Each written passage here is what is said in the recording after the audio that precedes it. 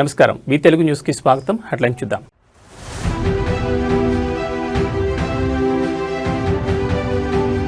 నారావారిపల్లికి చేరుకున్న చంద్రబాబు కుటుంబ సమేతంగా సంక్రాంతి వేడుకల్లో పాల్గొన్న సీఎం.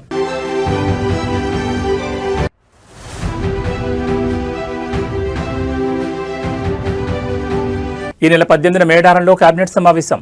జాతర ఏర్పాట్లు ప్రత్యక్షంగా పర్యవేక్షించే యోచన.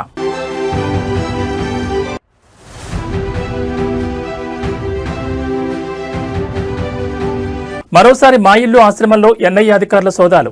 ₹1,00,000 నగదును కొన్ని పేపర్లను సీజ్ చేసినట్లు సమాచారం.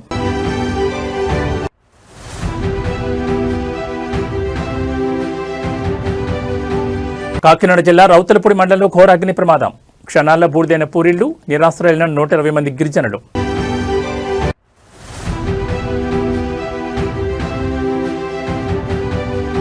సరిహద్దుల్లో తోకముడిస్తే ఊహించని దెబ్బ. ఉగ్రవాదులకు ఆర్మీ చీఫ్ స్ట్రాంగ్ వార్నింగ్. ఇక డీటెయిల్స్ చూస్తే సీఎం చంద్రబాబు నాయుడు స్వగ్రామమైన నారావారిపల్లిలో సంక్రాంతి సందడి మొదలైంది. సీఎం కుటుంబ సమేతంగా సంక్రాంతి వేడుకలను స్వగ్రామంలో జరుపుకున్న నేపథ్యంలో గ్రామం అంతటా ఉత్సాహకర వాతావరణం నెలకొంది.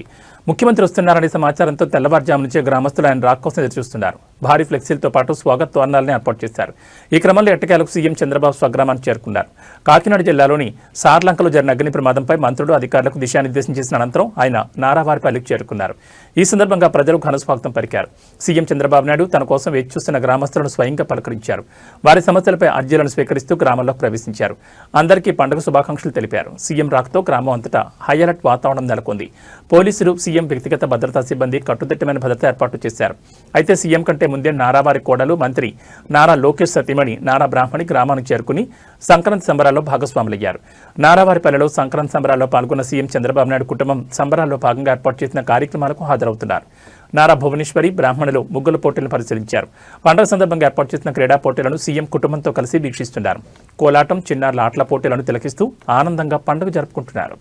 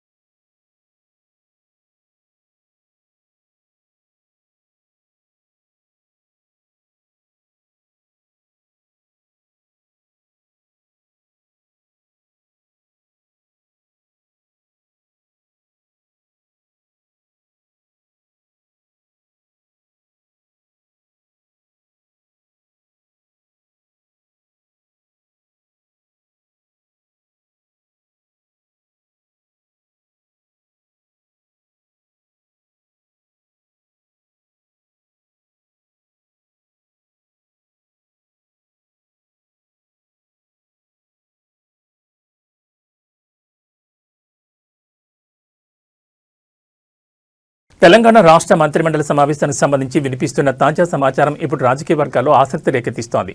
ముఖ్యమంత్రి రేవంత్ రెడ్డి నేతృత్వంలో ఈ నెల 18వ తేదీన రాష్ట్ర కేబినెట్ భేటీ కానుంది. అయితే ఈ సమావేశం నిర్వహణ వేదిక విషయంలో ప్రభుత్వం ఒక వినూత్న నిర్ణయం తీసుకోబోతున్నట్టుగా తెలుస్తోంది. సాధారణంగా సచివాలయంలో జరిగే అత్యున్నత స్థాయి సమావేశాన్ని ఈసారి ములుగు జిల్లాలోని ప్రసిద్ధ గిరిజన క్షేత్రమైన మేడారంలో నిర్వహించేందుకు ప్రభుత్వం మొగ్గు చూపుతున్నట్లు సమాచారం. ఆసియాలోని అతిపెద్ద గిరిజన జాతరగా పేరొందిన మేడారం సమ్మక్క సారలమ్మ జాతర త్వరలోనే ప్రారంభం కానున్న నేపథ్యంలో అక్కడే మంత్రిమండలి సమావేశం నిర్వహించడం ద్వారా పండగ ఏర్పాట్లను ప్రత్యక్షంగా పర్యవేక్షించవచ్చని ముఖ్యమంత్రి భావిస్తున్నట్టు తెలుస్తోంది. ఈ కేబినెట్ సమావేశంలో రాష్ట్ర ప్రయోజనాలకు సంబంధించి పలు కీలక నిర్ణయాలు తీసుకునే అవకాశం ఉంది. ముఖ్యంగా తెలంగాణలో త్వరలో జరగనున్న శాసనసభ బడ్జెట్ సమావేశాల తేదీలను ఖరారు చేయడంతో పాటు రాష్ట్ర ఆర్థిక పరిస్థితి, వివిధ శాఖల్లో అమలవుతున్న సంక్షేమ పథకాలపై మంత్రిమండలి సమగ్రంగా చర్చించనుంది. అలాగే మేడారం జాతరకు వచ్చే లక్షలాది మంది భక్తులకు కల్పించాల్సిన సౌకర్యాలు, నిధుల విడుదల, భద్రతా ఏర్పాట్లపై ఈ భేటీలో తుది నిర్ణయం తీసుకునే అవకాశం ఉంది. క్షేత్రస్థాయిలో కేబినెట్ సమావేశం నిర్వహించడం ద్వారా పాలనను ప్రజలకు మరింత చేరువ చేయడమే కాకుండా గిరిజన ప్రాంతాల అభివృద్ధిపై ప్రభుత్వానికి ఉన్న చిత్తశుద్ధిని చాటి చెప్పాలని రేవంత్ రెడ్డి సర్కారు యోచిస్తోంది. ఈ నెల 18న జరిగే ఈ భేటీ తర్వాత రాష్ట్రానికి సంబంధించి మరిన్ని కీలక ప్రకటనలు వెలువడే అవకాశం ఉందని రాజకీయ విశ్లేషకులు భావిస్తున్నారు.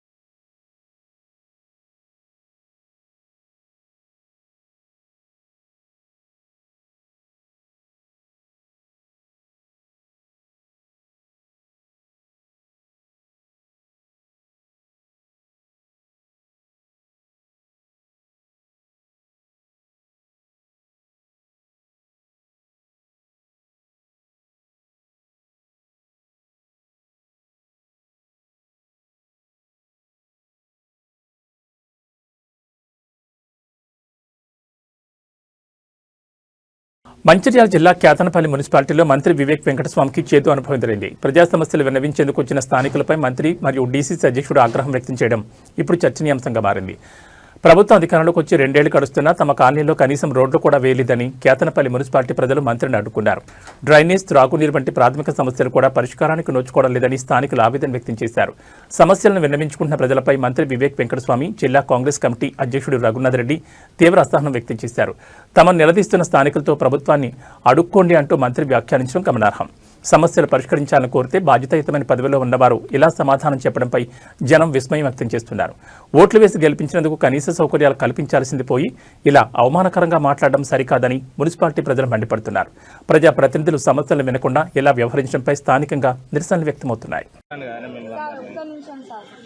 21వ వార్డులో మీరు వస్తారని ఈరోజు మీ మీటింగ్ అరేంజ్ చేసుకున్నాం, క్యాన్సిల్ అయింది. ఇప్పుడు మాకు కొన్ని సమస్యలు ఉన్నాయని మేము మొత్తం అరేంజ్మెంట్ చేసుకొని ఉన్నాం. మేము అందరూ వచ్చాం. మా ఎందుకు క్యాన్సిల్ అయింది మాకు అర్థం కాదు. ఎందుకు మరి అటు పెట్టిరు కదా,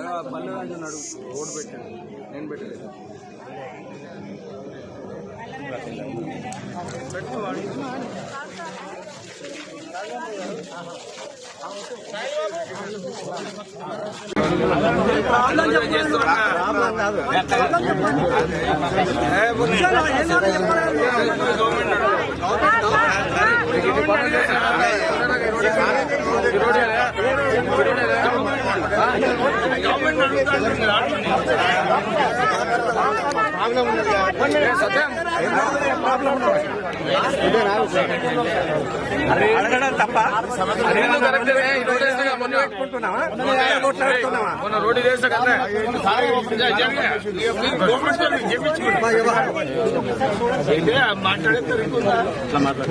నేను ఫస్ట్ రోడ్ ఏం లేదు. మీరు గవర్నమెంట్ ఎందుకు లేదు రోడ్డు? ఇది ఇంతకు ముందు ఉన్న రోడ్డే.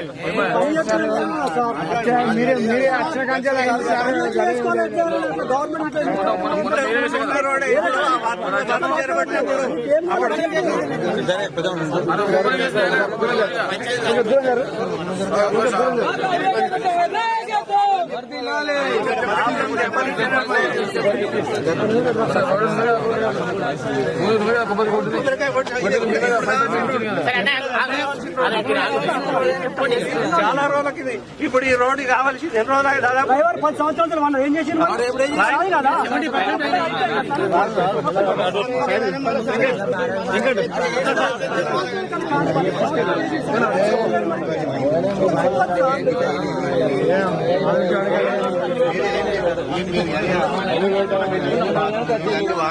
మాజీ మావోయిస్ట్ నేత గాదే ఎన్నయ్యను నేషనల్ ఇన్వెస్టిగేషన్ ఏజెన్సీ అరెస్ట్ చేసిన విషయం తెలిసిందే. జనగాం జిల్లా జాఫర్గఢ్లోని మా ఇల్లు ఆశ్రమంలో ఎన్నయ్య అధికారులు మరోసారి సోదాలు నిర్వహించారు. ఇప్పటికే అదుపులోకి తీసుకున్న గాదే ఎన్నయ్య ఆశ్రమాన్ని మరోసారి తనిఖీ చేశారు ఎన్నయ్య అధికారులు. గాదే ఎన్నయ్య స్వగ్రామైన సాగరంలో తనిఖీలు కొనసాగుతున్నాయి. ఏకకాలంలో ఆయన మా ఇల్లు ఆశ్రమంతో పాటు స్వగ్రామంలో నీ ఇంటిని క్షుణ్ణంగా తనిఖీలు చేపట్టారు. ఆశ్రమంలోకి ఎన్నయ్య ఇంటి పరిసర ప్రాంతాల్లోకి ఎవరిని అనుమతించని అధికారులు ₹1,00,000 నగదును, కొన్ని పేపర్లను సీజ్ చేసినట్లు సమాచారం. పూర్తి వివరాలు ఇంకా తెలియాల్సి ఉంది.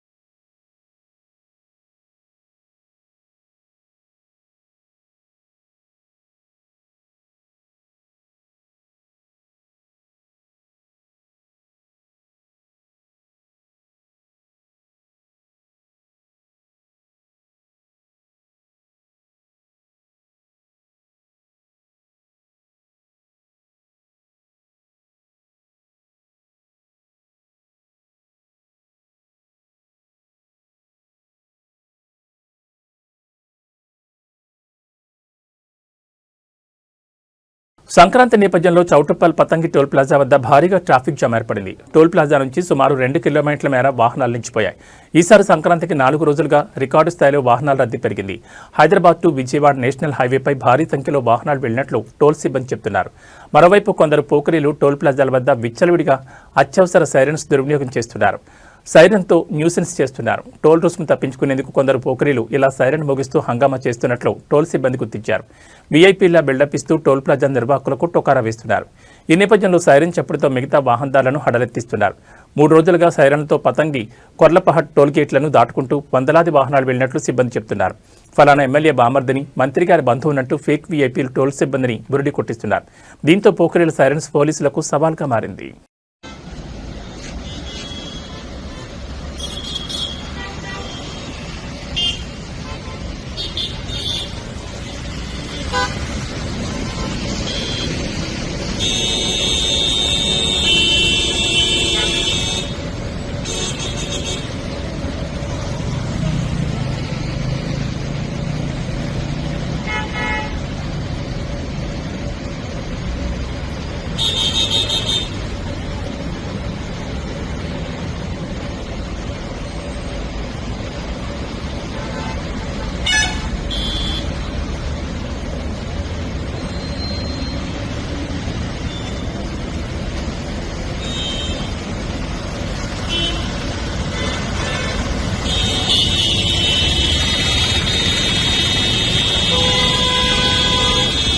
సంక్రాంతి పండగ వేళ పల్లెల్లో ఆనందం వెల్లివిరుస్తుంటే కాకినాడ జిల్లా మన్యం గ్రామం సార్లంకపల్లె మాత్రం కన్నీట్లో మునిగింది.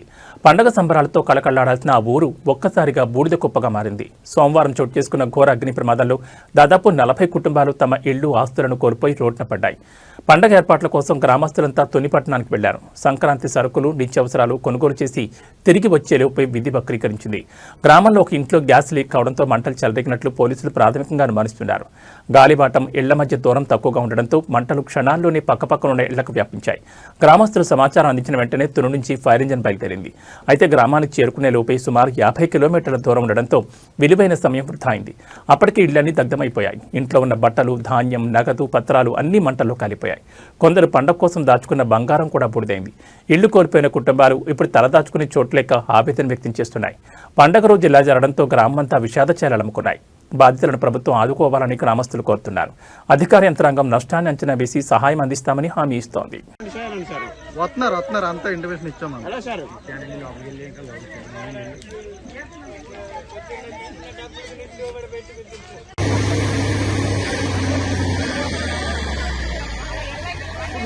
ఒక్కోసేపు ఏంట్రా అరే ఒక్క ఇల్లు కూడా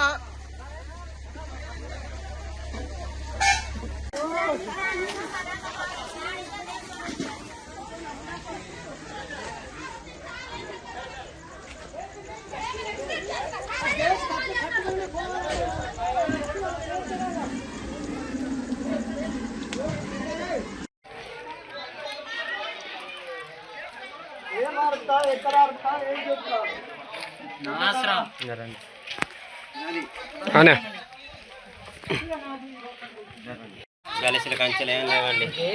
ఇంకా చూసుకోవడానికి అన్ని లోపల సార్ చూపించుతాము అయిగా మొత్తం టీవీ లేవండి. పడిపోద్దు లోపలికి దూరం కూడా ఇంకా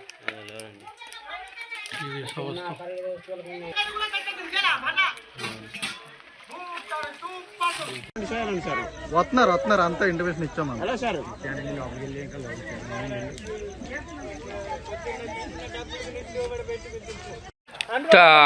పిల్లలకి వండుకోవడానికి అని చెప్పేసి అలాగా వార్చారు. అయితే ఆ అన్నం అట్టి రీతిగానే ఉంది. మీరు చూడొచ్చు, వైఎన్సీ మీడియా ప్రత్యేక కథనాన్ని అందిస్తుంది. సమస్తం మీరు చూడొచ్చు. ఇదిగో మొత్తం కూడా బూడిదైన సంగతి. అంటే కనీసం ఏమీ లేదు వాళ్ళతో తినడానికి వండుకున్న ఆహారం అలాగేనే ఉంది. మీరు చూడొచ్చు విజువల్స్లో. గలసీల కంచెలు ఏం లేవండి. ఇంకా చూసుకోవడానికి అన్ని లోపల సార్ చూపించుతాము అయిగా మొత్తం టీవీ లేవండి. పడిపోద్దు లోపలికి దూరం కూడా ఇంకా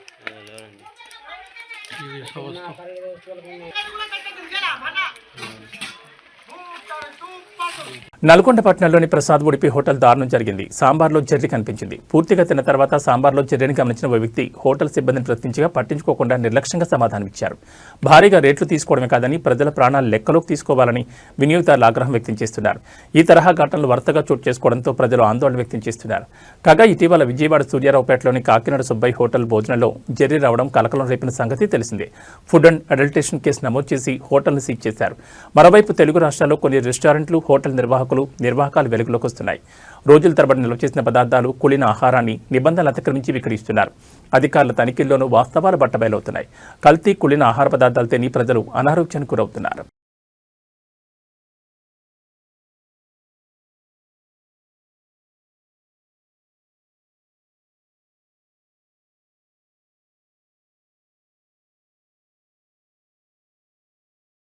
అనంతపురం శివార్లోని జాతీయ రహదారి సమీపంలో ఉన్న ఓ మద్యం దుకాణంలో అగ్ని ప్రమాదం చోటు చేసుకుంది. ఇవాళ తెల్లవారుజామున గుర్తు తెలియని దుండగులు వచ్చి మద్యం దుకాణానికి నిప్పిపెట్టినట్లు యజమాని నంబూరు వెంకటరమణ అనుమానం వ్యక్తం చేశారు. కాపలాదారులు లేని సమయం చూసి మద్యం దుకాణం ముందు ఉన్న ఆటోను తగలబెట్టినట్లు తెలిపారు. గమనించిన స్థానికులు అగ్నిమాపక సిబ్బందికి సమాచారం ఇవ్వడంతో సకాలంలో మంటలు ఆర్పేశారు. దీంతో పెద్ద ప్రమాదమే తప్పింది. మద్యం దుకాణాల్లో సగానికి పైగా మద్యం బాటిళ్లు కాలిపోయాయి. దీన్ని ఉద్దేశపూర్వకంగానే చేసినట్లు తెలుస్తోందని దుకాణం యజమాని అన్నారు. పోలీసులు దర్యాప్తు చేసి అగ్ని ప్రమాదానికి కారకులైన వారిపై కఠిన చర్యలు తీసుకోవాలని మద్యం దుకాణం యజమాని కోరారు. అయితే టీడీపీలోని వర్గ విభేదాల కారణంగా ఈ ప్రమాదం చోటు చేసుకున్నట్టు విమర్శలు వినిపిస్తున్నాయి.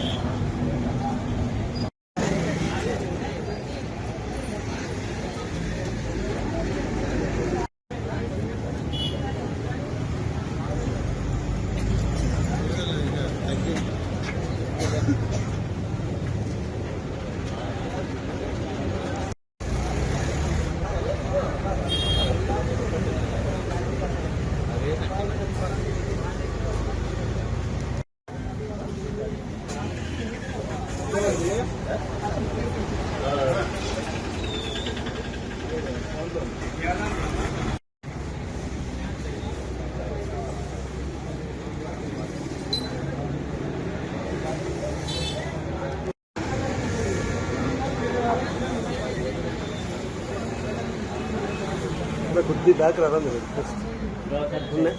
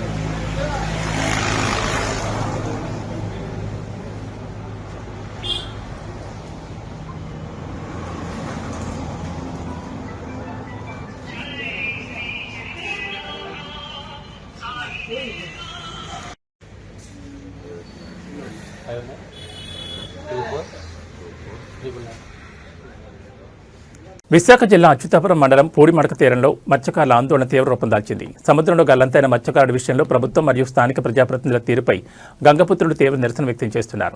3 రోజుల క్రితం సత్తయ్య అనే మత్స్యకారుడు వేటకు వెళ్లి సముద్రంలో గల్లంతయ్యారు. గల్లంతైన వ్యక్తి కోసం ప్రభుత్వం కానీ యంత్రాంగం కానీ ఎటువంటి గాలింపు చర్యలు చేపట్టలేదని మత్స్యకారులు ఆరోపిస్తున్నారు. అధికారులు సాయం అందకపోవడంతో తోటి మత్స్యకారులే సుమారు 20 బోట్లలో సముద్రంలో గాలింపు చర్యలు చేపడుతున్నారు. స్థానిక ఎమ్మెల్యే సుందరపు విజయ్ కుమార్ కనీసం బాధితులను పరామర్శించలేదని, ఈ ఘటనను పట్టించుకోలేదని మత్స్యకారులు మండిపడుతున్నారు. 3 పార్టీలకు చెందిన ఏ ఒక్క నాయకుడు కూడా తమ గోడు వినడానికి రాలేదని వారు ఆవేదన వ్యక్తం చేస్తున్నారు. గల్లంతైన సత్తయ్య కుటుంబ సభ్యులు కన్నీరు మున్నీరవుతున్నారు. అధికారుల పర్యవేక్షణ లోపించడంపై సర్వత్రా విమర్శలు వ్యక్తమవుతున్నాయి.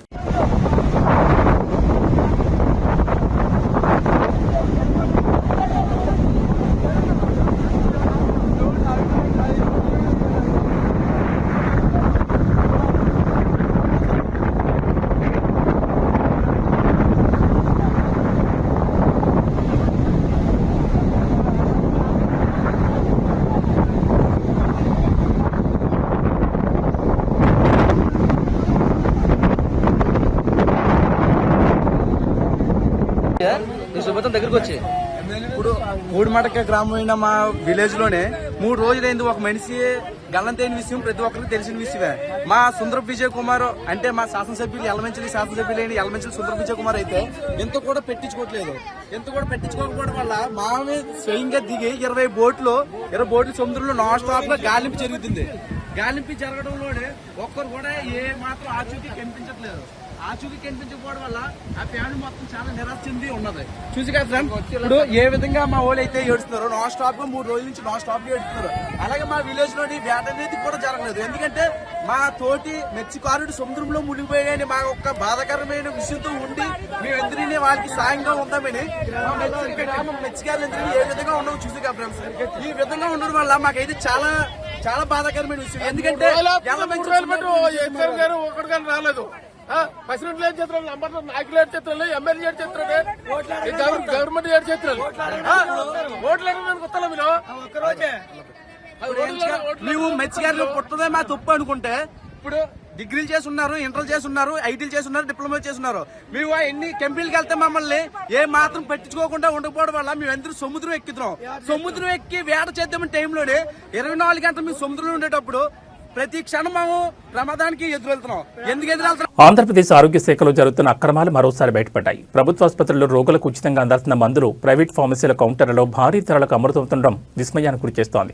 మదనపల్లిలోని అపోలో ఫార్మసీలో ప్రభుత్వ ముద్ర ఉన్న ఐవీ ఫ్లూయిడ్ బాటిళ్లను విక్రయిస్తుండగా స్థానికులు గుర్తించారు. ప్రభుత్వ ఆసుపత్రులకు మాత్రమే సరఫరా అయ్యే ఈ మందులను అక్కడ 493 ఎంఆర్పీ ధరతో సామాన్యులకు విక్రయిస్తున్నారు. ఒకవైపు ప్రభుత్వ ఆసుపత్రుల్లో అత్యవసర మందులు అవుట్ ఆఫ్ స్టాక్ అని బోర్డులు పెడుతుంటే అవే మందులు ప్రైవేట్ షాపుల్లో దర్శనమివ్వడంపై రోగులు మండిపడుతున్నారు. దీనిపై ఫార్మసీ సిబ్బందిని వివరణ కోరగా వారు పొంతనలేని సమాధానాలు ఇచ్చారు.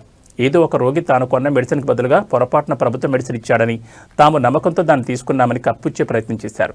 ప్రభుత్వ ముద్ర ఉన్న మందులు ఫార్మసీ లోపలికి ఎలా వచ్చాయి, స్టాక్ రిజిస్టర్లో ఇవి ఎలా నమోదయ్యాయి అనేవి ఇప్పుడు మిస్టరీగా మారాయి. ప్రభుత్వ ఆస్తులను ప్రైవేట్ వ్యక్తులు ఇలా బహిరంగంగా అమ్ముకుంటున్నా అధికారులు పట్టించుకోవడం లేదని స్థానికులు ఆరోపిస్తున్నారు.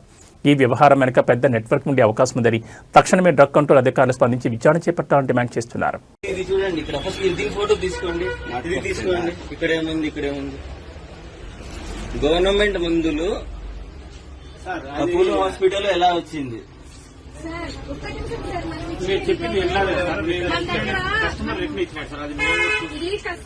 చూడండి, మీ తప్పు కాకపోవచ్చు కానీ సప్లయర్స్ ఎవరు, అది ఇంపార్టెంట్ కదా. మాకు అవన్నీ కాదు. ఇప్పుడు చెప్పేది వినడం లేదు సార్, మీరు చెప్పింది మేము వినడం. మేము చెప్పింది ఒక నిమిషం నాకు చెప్పకండి.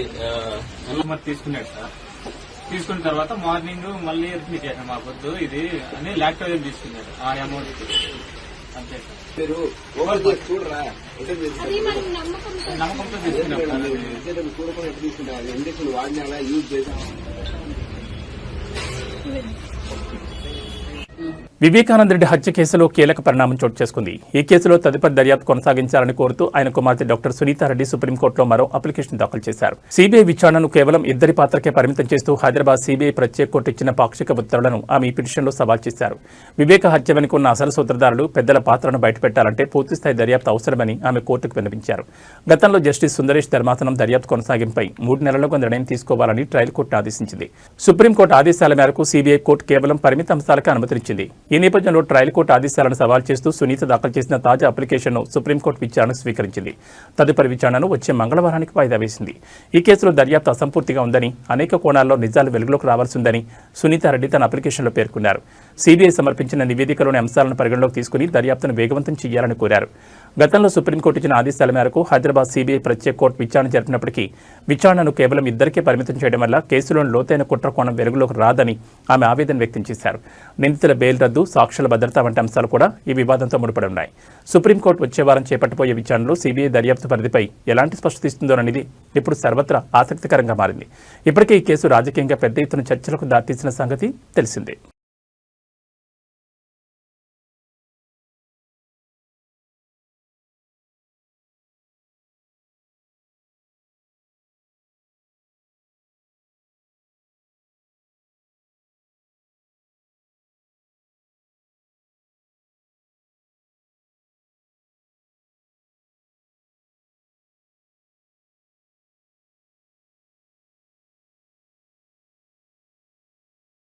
ఉత్తర భారతాన్ని చలిపులి వణికిస్తోంది. దేశ రాజధాని ఢిల్లీలో ఇవాళ ఈ సీజన్లోనే అత్యంత కనిష్టంగా 3 డిగ్రీల సెల్సియస్ ఉష్ణోగ్రత నమోదైంది. ఇదే సమయంలో పంజాబ్, హర్యానా రాష్ట్రాల్లో తీవ్రమైన చలిగాలులు, దట్టమైన పొగమంచు ఏర్పడతాయని భారత వాతావరణ శాఖ అత్యంత తీవ్రమైన హెచ్చరికైన రెడ్ అలర్ట్ జారీ చేసింది. ఉత్తరాదిలోని చాలా ప్రాంతాల్లో ఉష్ణోగ్రతలు గడ్డకట్టే స్థాయికి పడిపోయాయి. ఢిల్లీలో సాధారణ కంటే 4.4 డిగ్రీలు తక్కువగా ఉష్ణోగ్రత నమోదు కాగా ఉదయం గాలిలో తేమ 100% చేరింది. పంజాబ్లోని బఠిండాలో 0.6 డిగ్రీలు, అమృత్సర్, ఫరీద్కోట్లలో 1 డిగ్రీ నమోదైంది. హర్యానాలోని గురుగ్రామ్లో ఉష్ణోగ్రత 0 డిగ్రీలు పడిపోగా దాని శివారు ప్రాంతాల్లో -0.9 డిగ్రీల వరకు రికార్డైంది. రాజస్థాన్లోని సికార్ జిల్లా ఫతేపూర్ శేఖావతిలో పరిస్థితి మరింత తీవ్రంగా ఉంది. ఇక్కడ ఏకంగా -1.9 డిగ్రీల కనిష్ట ఉష్ణోగ్రత నమోదైంది. తీవ్రమైన చలి, దట్టమైన పొగమంచు కారణంగా జనజీవనం స్తంభించింది. పలు ప్రాంతాల్లో నేలపై మంచు గడ్డకట్టుకుపోయింది. పొగమంచు వల్ల వాహనాల రాకపోకలకు తీవ్ర అంతరాయం ఏర్పడింది. మంచు కారణంగా ఆవాలు, టమాటా, మిరప వంటి పంటలు దెబ్బతింటాయని రైతులు ఆందోళన వ్యక్తం చేస్తున్నారు. ఉత్తర హర్యానాపై ఏర్పడిన పశ్చిమ విక్షోభం, ఉపరితల ఆవర్తనం కారణంగానే ఈ చలిగాలులు కొనసాగుతున్నాయని ఐఎండీ అధికారులు వివరించారు. రాబోయే 2 రోజుల పాటు ఢిల్లీలో చలిగాలుల ప్రభావం ఉంటుందని, ఆ తర్వాత ఉష్ణోగ్రతలు 2 నుంచి 4 డిగ్రీల వరకు క్రమంగా పెరిగే అవకాశం ఉందని తెలిపారు. అయితే జనవరి 17 వరకు ఈ ప్రాంతాల్లో ఎల్లో అలర్ట్ కొనసాగుతుందని వాతావరణ శాఖ స్పష్టం చేసింది.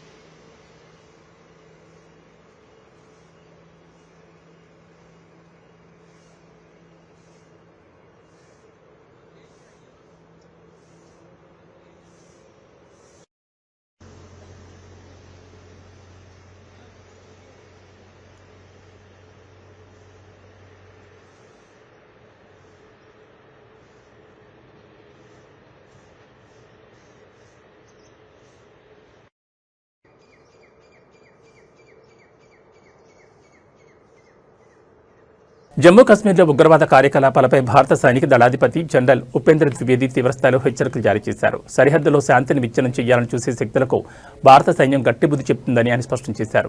లోయలో భద్రతా పరిస్థితులు ప్రస్తుతం పూర్తిగా అదుపులోనే ఉన్నాయని, ప్రజలు భయాందోళనకు గురికావాల్సిన అవసరం లేదని ఆర్మీ చీఫ్ భరోసా ఇచ్చారు. భారత్పై దాడులకు తెగబడితే ఊహించని రీతిలో భారీ మూల్యం చెల్లించుకోవాల్సి ఉంటుందని ఉగ్రవాద సంస్థలను హెచ్చరించారు. భారత సైన్యం ఎటువంటి సవాళ్లనైనా ఎదుర్కోవడానికి సిద్ధంగా ఉందని పేర్కొన్నారు. జమ్మూ కాశ్మీర్లో ఉగ్రవాదుల ఏరివేత కోసం చేపట్టిన ఆపరేషన్ సింధూర్ ఇంకా కొనసాగుతోందని ఆయన వెల్లడించారు.